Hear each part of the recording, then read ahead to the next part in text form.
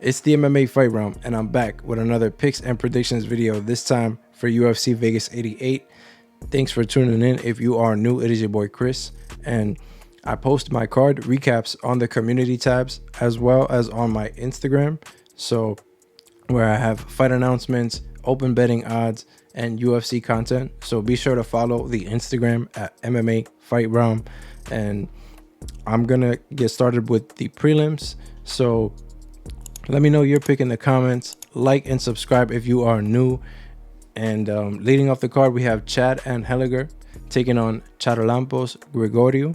And Chad Anheliger has been through two different types of losses in the UFC, in my opinion. One against Haley, where he got outclassed on the feet, and then one against Jose Johnson, where he just made a lot of mistakes in the grappling, and it led to him getting submitted.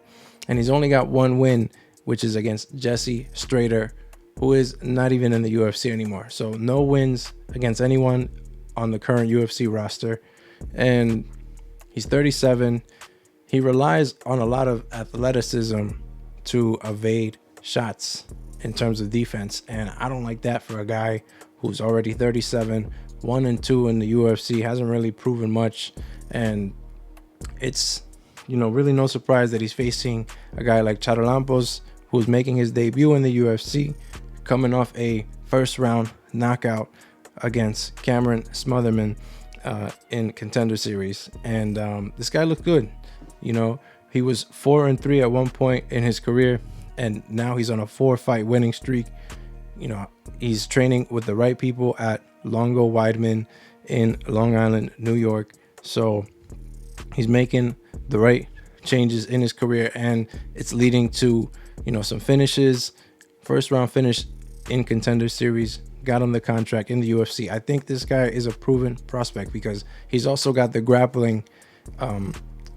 Grappling is what his background is, and he's learning the striking as he's progressing in his mixed martial arts career. So I'm gonna go with the newcomer to get this one done. I think he could even win this by finish, but if you're gonna say decision for the newcomer making his debut, who we haven't really seen much yet, I would lean decision for Charalampos Grigoriou in this one. Next fight, we have Jaqueline Amorim taking on Cory McKenna. Now, these two are gonna meet each other in the grappling very well, and that's I think the majority of this fight is gonna play out. Jaqueline is a really good grappler. She has a lot of top pressure. She's looking to submit you when she gets you down. But we saw against Sam Hughes, she had two rear naked chokes. She couldn't lock those in. And then against Montserrat Ruiz, she had an armbar. She couldn't lock the armbar in as well. So we're seeing that she's struggling in the UFC to lock in her submissions. But, completely different fighter in terms of cardio from the Sam Hughes fight and Montserrat Ruiz. So she is progressing, and I would say she is the more dangerous fighter. She looks for the finish more on the ground. I mean, as well, Cory McKenna has a Von Flue choke finish in the UFC. So this is tough. I think Cory McKenna is going to meet her in the grappling very well. I think Cory, that is her background, and she's learning the striking while she's been in the UFC. She doesn't have so many fights, so she's learning. She's an amateur still, but she has been learning in the UFC. She's very young. She's got decent striking, better striking than Jaqueline, I would say. She's gonna make this a tough fight for Jaqueline. And Jaqueline, I don't like that she pulls guard and she makes a lot of grappling mistakes. She forces the grappling, whereas Cory is fine with it staying on the feet. She's fine with it going on the ground. She flows with the fight. So I'm gonna have to go with Cory McKenna. I think she's the more complete fighter. She's gonna make it a problem for Jaqueline, and Jaqueline's gonna have to prove me wrong this Saturday night. Next fight, we got Danny Silva taking on Josh Culibao. These two are gonna throw down. I mean, Danny Silva threw so many significant strikes in this Contender Series fight, which he did win against Angel Pacheco. One of the best Contender Series fights that you'll see. But simply because they were throwing down. They were in the phone booth, and he's taking on Josh Culibao, who I don't think will do that. Josh Culibao, yes, he's willing to fight in the phone booth, but he fights in a different way. He's not going to go forehead to forehead with you like Angel Pacheco did with him in Contender Series. He's not much of a boxer. He's more of a mixed martial artist type of striker. So whereas Danny Silva is more of a boxer. So I would say Culibao, very experienced, a lot of wins in the UFC. Well, 3 wins in the UFC and 1 against Meerschaert Baghdasaryan, 1 against Song Choi, and he's even had a draw against Charles Jourdain. He's learning as another guy who's learning as he's progressing in the UFC, and he's very young. I think the experience is going to play a big role here, and I'm going to have to side with Josh Culibao in this one. Danny Silva, I think he just likes to get hit too much, in my opinion. He got hit a lot against Angel Pacheco. Yes, he did. I think he does have finishing power, and if he does land something clean on Culibao in terms of like a body shot, I do think it could really affect Culibao. But I do think Culibao could drag this into the later rounds, maybe even catch Danny Silva with something clean, because like I said, he likes to get hit too much. So I'm going Culibao by finish or decision in that fight. Next fight, we got Thiago Moisés taking on Mitch Ramirez. Ramirez taking this on short notice, and he's making his debut. We saw him at 170 on Contender Series against Carlos Prates, and he got knocked out. He was very willing to strike with Carlos Prates. He didn't try, to take him down too much. He did get him down in the fight, but Carlos Prates worked his way back up and finished Mitch Ramirez on the feet. I think, moving down to 155 is going to do him a lot of justice, because Thiago Moisés, not a guy who is, physically that big at lightweight in terms of physique. So I think he will have the stronger physique in this fight. And Thiago Moisés, very experienced. He's fought guys like Bobby Green, Michael Johnson, and he's won. So I think he's somebody who's just outside of the top 15, and we're asking a lot out of Mitch Ramirez to come in here on short notice and fight a guy like Thiago Moisés, who's very well-rounded in my opinion. I think people are underrating his striking.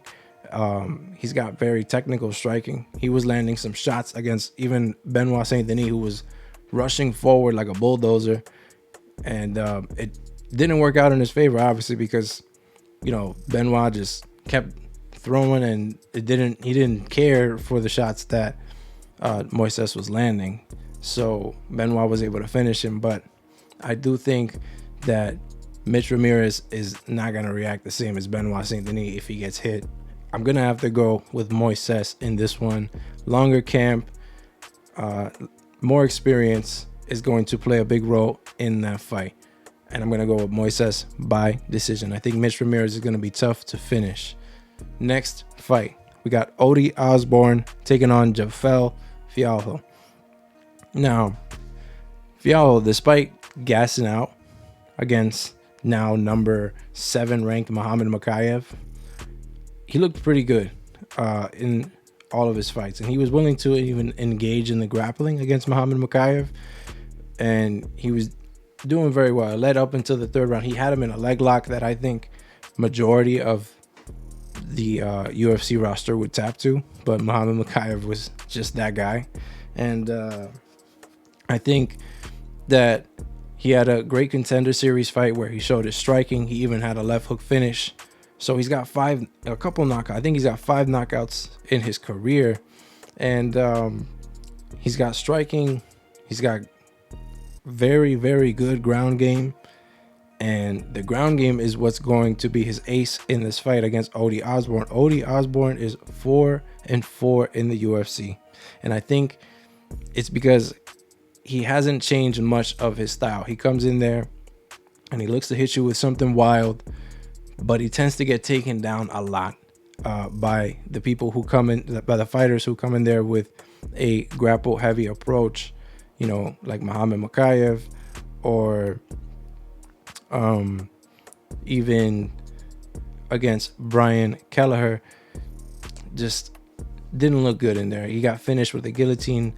I mean, Asu Amabayev also, I said Muhammad Mokaev earlier, Asu Amabayev was the one who dragged him on the ground, ragdolled him on the ground, and just it led to a cardio dump, Odi Osbourne, and then he got submitted. So I think Jafel Fialho should be able to do the same game plan here, so long as it doesn't start leading into the later rounds, or if he is not able to get the takedown and this fight starts playing out on the feet. Odi Osbourne is very live, but as far as the guy who is more complete here, I think it's Fialho, despite the more experience leaning on Odi Osbourne's side. Fialho does have that grappling side as his ace, like I said, and I'm gonna have to go with that to get the win here by submission. So Jafel Fialho is the pick by submission in this fight.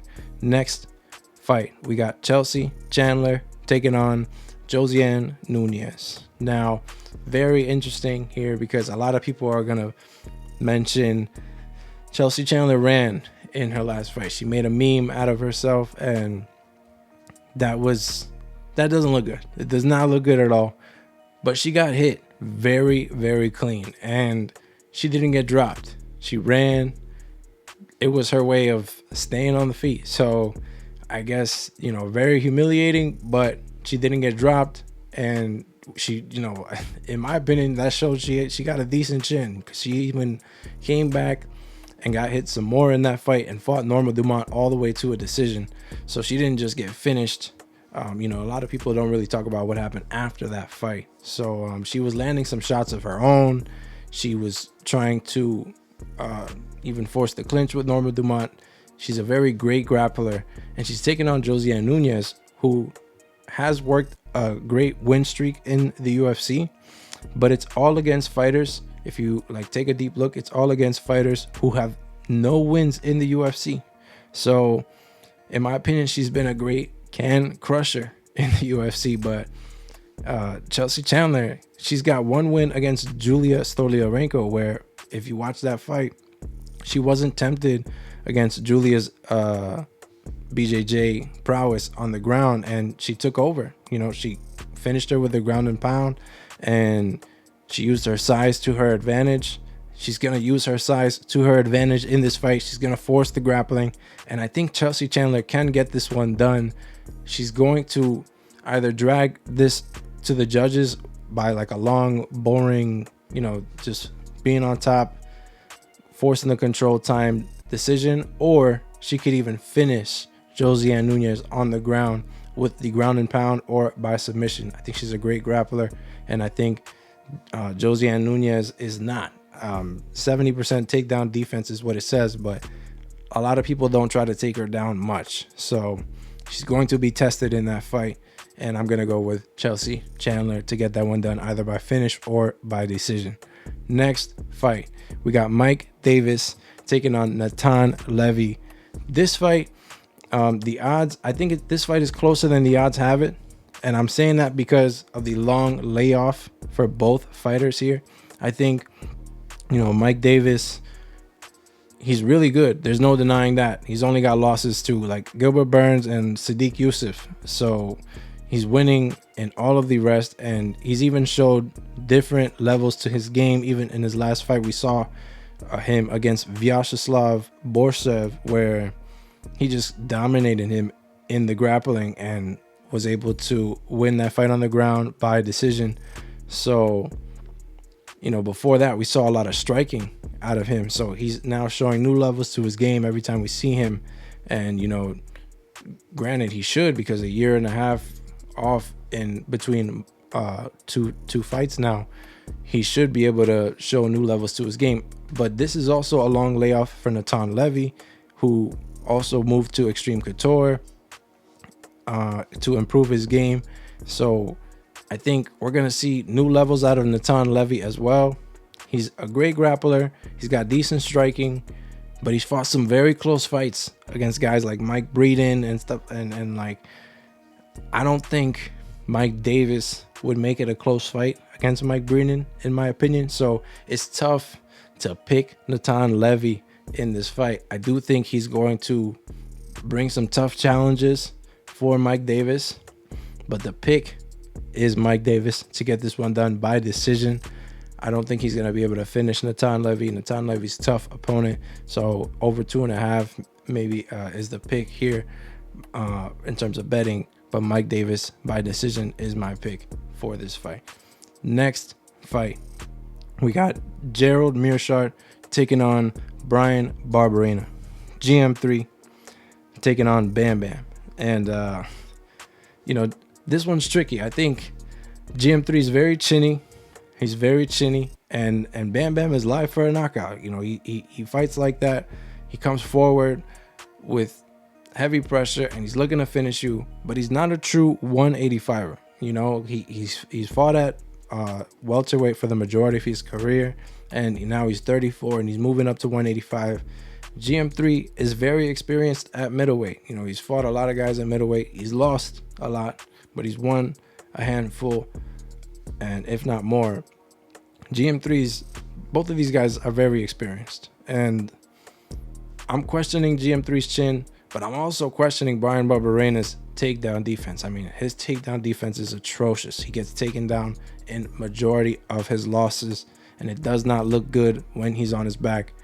And I'm going to have to go with the wrestler, not wrestler. Let's not say wrestler because he's not that great of a wrestler, but I'm going to have to go with the grappler in GM3 to get this one done. I think he's going to force the clinch, get this fight to the ground. That's his best chance to win. He knows that. And he's going to try to win this one by submission. I do not like Barberena off his back. I don't think he has a way of getting up. And against GM3, who's very technical, I don't like his chances. So GM3 by decision or by submission is the pick. Next fight, we got Macy Chiasson taking on Pannie Kianzad. This is a rematch. They fought each other back in 2018, and Macy was able to get the W in that one. A finish in the second round by submission, rear naked choke. So Macy does have the better of her way back in her career, and she's fought the tougher opponents, I would say. Macy's fought a lot of opponents, but they were all at featherweight. So, the question here is for Macy is the scale. Can she make 135? How is she going to look at 135? We haven't really seen that yet. But as far as Pannie Kianzad, great striker. But in her last fight, 11 minutes out of 15, she was controlled on the ground. She got taken down every round by Ketlin Vieira, and it just did not look good for her. But then again, against Jaqueline, Raquel Pennington did not look good. It did look decent in the grappling. She didn't get taken down as much.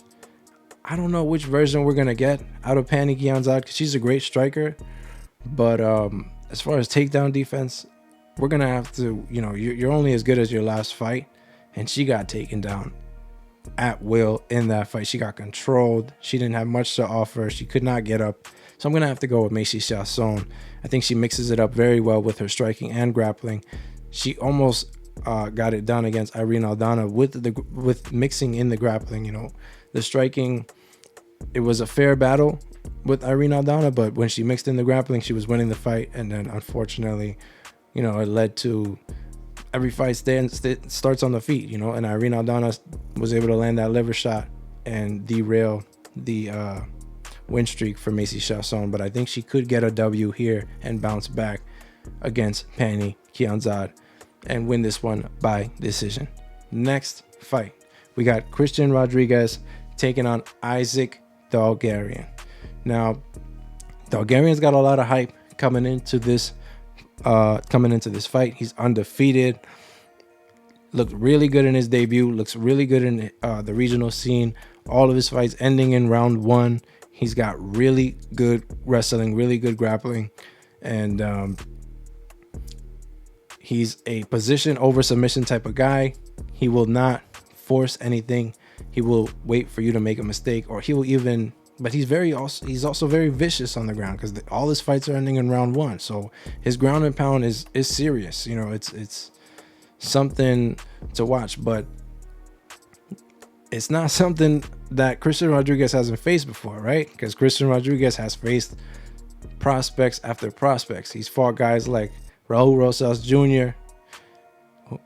He's fought Cameron Simon, who was undefeated, and now he's fighting undefeated Isaac Dulgarian. And Christian Rodriguez is moving up to featherweight. Hopefully he has filled out his size for this weight class, because he was a 135er before this.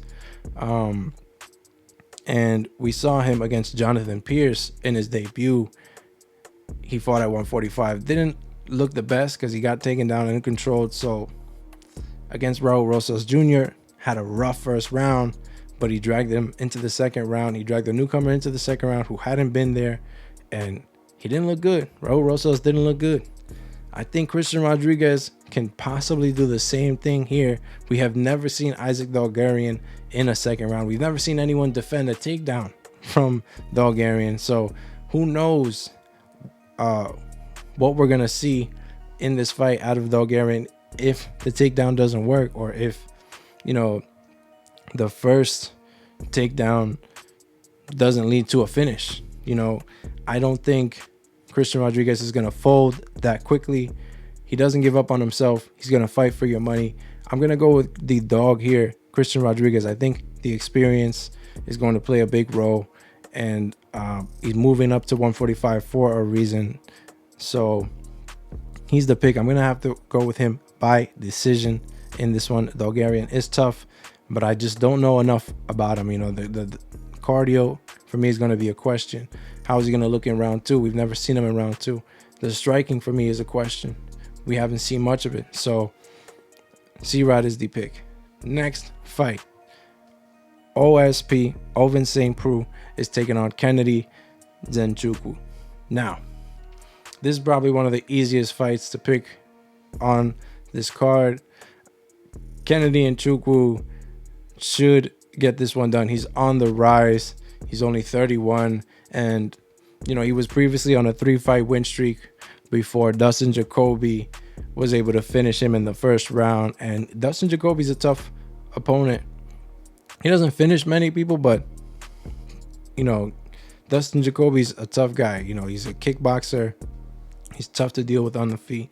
Whereas OSP is like 40, almost 41, and he hasn't had his only win really in the past 4 years is against Mauricio Shogun Rua, who was almost like 39 at the time, 38 possibly. But like, OSP has not looked good in his last couple fights. He's really just been cashing checks. He's very lazy. He's slow. He's not looking like the traditional OSP that we saw back in the day.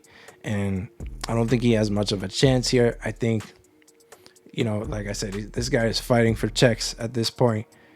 He's very lackadaisical in there. And Kennedy Nzechukwu, he should take advantage of that. He's going to be the way faster fighter, and I'm counting on him to get a finish here. Kennedy Nzechukwu is the pick by finish in that fight. Next one, Bryan Battle taking on Anheliger. Now, this is a good fight. This is a good fight. I think both with still, these guys, they still have a lot to prove in their careers. But there's no denying that Bryan Battle is the guy with more, you know, I would say he's looked more impressive out of the two. He's finished 2 opponents. He's got 2 subs. He's got 2 knockout finishes. I mean, you can't deny that this guy has, you know, star potential, possibly. You know, he can definitely make it into the rankings. But as far as Anheliger, he's winning majority of his fights by decision. So that's where I say Bryan Battle has been looking more impressive. Bryan Battle has the grappling, advantage here in this fight, I think. And Ange lose, you know, he's gonna fight. He doesn't give up. But you've also seen him when he gets hit or when he's on the ground. I mean, I just said he doesn't give up, but he kind of does have that mentality to quit on himself in the later rounds when he feels like he's already lost the fight. So Bryan Battle won't ever do that. You know, his only loss is to Renat Fakhretdinov, and we know that's probably one of the dark horses of that weight class. So I'm gonna ride with Bryan Battle here. He's looked more impressive. He's got the finishing power in terms of the two, and I'm gonna go with him to get this one done by decision or by finish. Now, main event, guys. Tuivasa is taking on Marcin Tybura. Now, the last time Tuivasa has lost 3 fights in a row, he went on a 5-fight winning streak of just ending dudes in the first round, knockout. Every single one of those fights. Tuivasa is no one to sleep on here. And a lot of people think, you know, he doesn't take his career seriously. And it looks like that. It might look like that because of the way his antics are and how he looks pre-fight and post-fight. And I do think this guy does take his career very seriously, though. And he's a tough opponent. Marcin Tybura is also a tough opponent, you know. But I think that Marcin Tybura is very dangerous when he mixes up his game. He's a striker, but he's also been winning the majority of his fights when he gets the takedown. And unfortunately, that's when Tuivasa loses his fights, is when he gets taken down.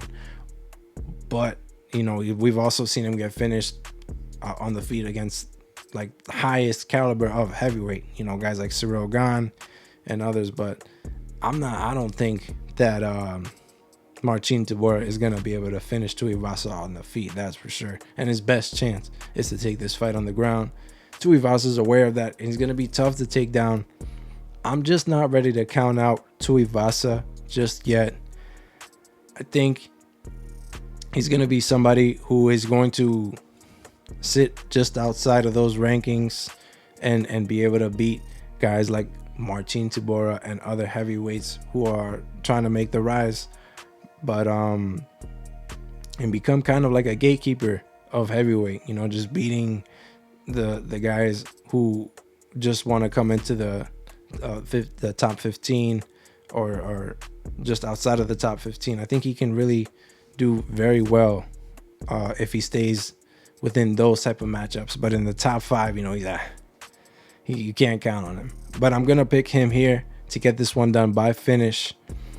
Tuivasa does have that knockout power, and he doesn't really have that cardio. So if I'm picking him, I do think he's got to get this one done by finish. I don't like his chances if it starts going later into the scorecards.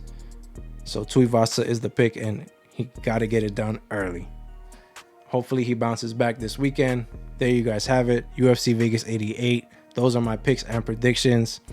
And my best bets video will be coming out soon. Yeah, I'm out of here. Peace. Like and subscribe. Let me know what you think of these picks. I'm out. Peace.